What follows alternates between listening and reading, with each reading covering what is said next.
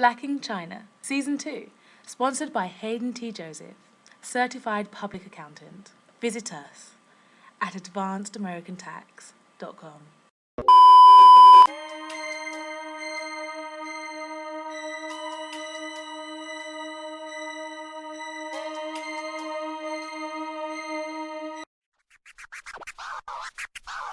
这是黑人在中国。黑人在中国。黑人在中国。黑人在中国。黑人在中国。 A lot of people don't know where Hong Kong is. Like, they, you know, is it China? Is it not China? I'm like, yes. That's the answer. Yes, it's both China and not China. You know, I even though once I explained it's a special administrative region, it's China, but it has its own set of laws and its own currency and, you know, economic system. And they're like, oh, how does that work? I'm like, why don't you just come visit? Let's just skip all that. Just come visit. My whole lifestyle here has been fake to begin with. Like, I really feel my whole lifestyle has been fake to begin with. Only in a sense I've barely been given an opportunity to work here, and the way I got put up here was really the Hong Kong company and the business that brought me here. I don't remember their name. They brought me here. They were really good to me. They were really generous. So like my whole lifestyle was fake. I was really living in like some very luxury stuff, and it was very cool, very fun. But I never considered it real because that's not the way I would live in the States. Living in the States, to get set up in the States, it's not common, especially for someone like me. But at the same time, like I guess maybe that's like that's some self-projection I just kind of did. Maybe I don't feel in the States that I would be deserving, or I would never be given that. But here, like I was given that, so for me, like it hasn't been real from the beginning, you know. So I really like, for me, it's been fun. It's like a whole fake lifestyle. I'm living in a really great building, luxury building, and I don't want to go through all the details of it, but it's ridiculous. I mean, it's ridiculous. You know, I have a building where I could go to a sauna. You know, like I have a building where I can play billiards. You know, like it's all mine. It's all free. But it's not the lifestyle I'm choosing. It's not what I aim for. It just sort of all came into place. I'd say the reason why I'm here is hard work. I would definitely say it's hard work, and I would definitely say, yeah, I've always been dreaming, because my whole life is a dream. I chase my dream, like, and I think that's the reason why I'm here to begin with. So really almost racist, but like, and then you have the very young people who are like, oh my God, no, I want to be your friend. Like I want to be more westernized, or like I want to be able to have friends from the West so that I can, you know, change my perception about things. And either of those, you know, the old people, I mean, they're old. What are you gonna do? The young people are like, either you're open to that, or you're like, nah, I don't want to be your friend for your purpose of, you know, progressing yourself. That's kind of why I'm saying, like, you gotta have to roll with the punches, because I mean, I could see myself getting really upset about a lot of the things that, you know, have happened here, but then I'd just be upset. Why am I upset? It's not gonna change anything. I mean, I think at any point, even if you're working for an employer, there is a hustleness that kind of gets born in you, I think, because Hong Kong can be challenging in the sense that it has the intensity of overpopulated city, you know, business-wise and but here it's like everything is times 10. So like for my business, yeah, I teach yoga, but it's intense. Like I teach double the classes maybe than I would in the US, plus private clients and workshops, and our students are dedicated students, but they're also just as dedicated to their workout or their job. So they'll work crazy hours, and then they come in and they practice crazy hours. Like maybe I'll see them twice in a day, every day. Whereas like in the US, it's a lot more. You have to sometimes pull teeth to get people to be consistent. But here in Hong Kong, they want to you kind of have to in order to balance out the stress level of your job in the industry. So it's It's definitely a hustle in the sense of lifestyle.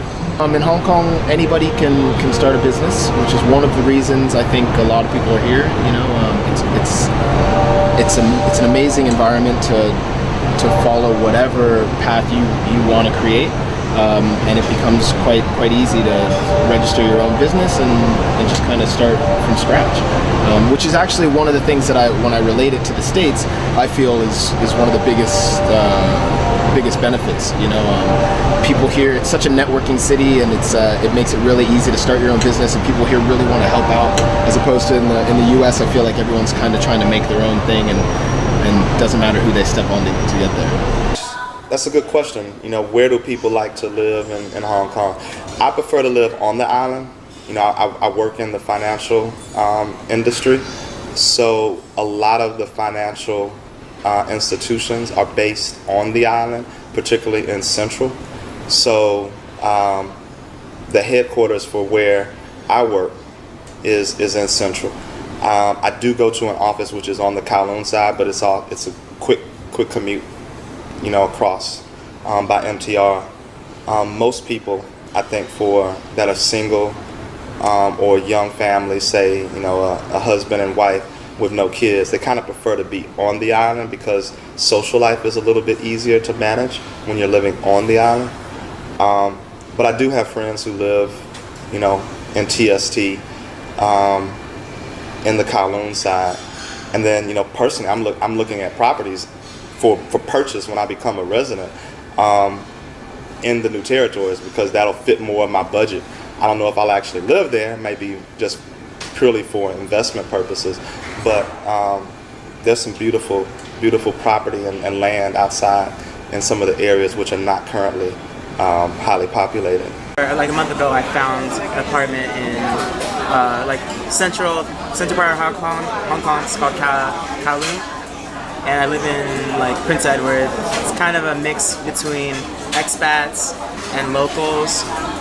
Like, I don't know if you know about Lang Kwai Fong. It's like the party. There's a party area in Hong Kong called Central. That's more for expats. There's a party area in Kowloon that's more for like locals. So I live in that area.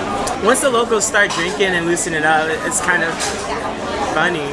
They're just funny. it's a nice area. It's not even loud. Like, it's not like they don't have bar fights or anything. They usually just go drink, go home. And it's no clubs, it's just like bars. And good food, like really good food. Yeah, I have a little boy. His name's Phoenix. He's 2 years old, and he's crazy. He's insane, running around all the time, as 2-year-olds do, you know, and really developing his own personality, which is quite cool. Being the son of two artists, you know, we like to think that he's grabbing aspects of each of us, you know, and it's really interesting to see how that manifests in someone else. Yeah, I mean, it's a really interesting dynamic here, because the kids in school, they really get it pushed on them quite early, you know, and although it is just like a nursery school, it's still one of those things that for parents it becomes competition, you know, very early on, you know, and kids go through interview processes, you know, at this age, which is it's just insane, and it can really bring on unneeded stress to the parents and to the kids. It's really just, they ask them questions like, you know, they kind of try to get an understanding of what their basic understanding is and how they relate with authority, how they relate with other kids their age. Are they difficult to get along with? Are they easygoing? You know, things like that. And it's not, I don't think it's so much of what does the kid know. You know, it's more about how easy are they, or how accessible, how much are they willing to learn, you know, versus is this kid going to be a problem for us. I think there's a couple of free local schools around, but they're impossible to get to because there's 7 million people trying to get into them, right? So what ends up happening is all the schools, some of them used to be subsidized, you know, there's especially the English School Foundation, which was supposed to be for Western kids, you know, because there were a lot of expats that were moving in here. They tried to build a school foundation that was for them, But even that, because the subsidizing is finished, and so the rates have gone super high, and everybody's trying to get into the same schools because they get rated a certain level. So the competition is insane, and in this city where everybody has money, it makes it really difficult for the self-employed to be able to give your kids a good education. The tax advantages of living abroad. I'm not a tax attorney, so I'm not qualified to give anyone, advice in this regard, and I won't pretend to. I only speak about my personal situation, so there's the disclaimer. But the way I view it, tax is the price you pay for civilization. So you never want to be in a place where the government cannot take tax from you, because that means that the government is inept, and you probably don't want to live in that country. So you always pay what you rightfully owe, but you also make sure that you're aware of the laws and how those laws can benefit you. So in the case of being an American living abroad, if you live outside of the U.S.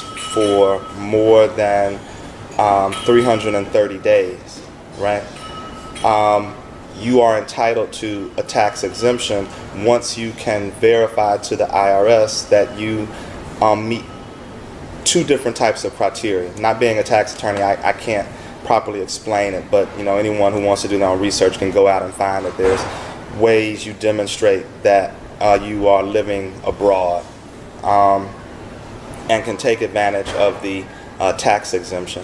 And as I understand it, yes, it's something around $90,000 to $120,000 US, depending upon how you do your taxes and the exemptions impact you. So at the end of the day, because you're living abroad, you could end up with a 0% tax liability to the US. In Hong Kong, you pay 15 to 17%, and that's due 2 times a year. And so you don't see income taken out of your check. So you get your entire check, which is good for people who can be fiscally responsible. You just set aside a little bit each month, and then when your tax bill is due, in those 2 times that you're required to pay, you simply pay up.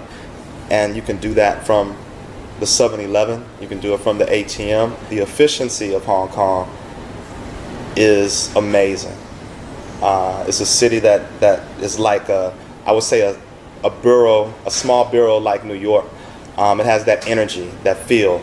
It doesn't sleep. But then some of the efficiency on the public transportation and how taxes are done and how your bills are done for your utilities, how fast the real estate market moves. So if you need to find a new apartment, it's very efficient. People don't have a lot of tolerance for shucking and jiving and not adding value. Blackhongkies is very excited to be an executive producer as part of the Black in China web series. We're looking forward to partnering with our sister production in many more years to come, season 2 and onward. Very excited to work together, and looking forward to season 2 and opportunities for viewers to tune in to Black in China as well as Blackhongkies.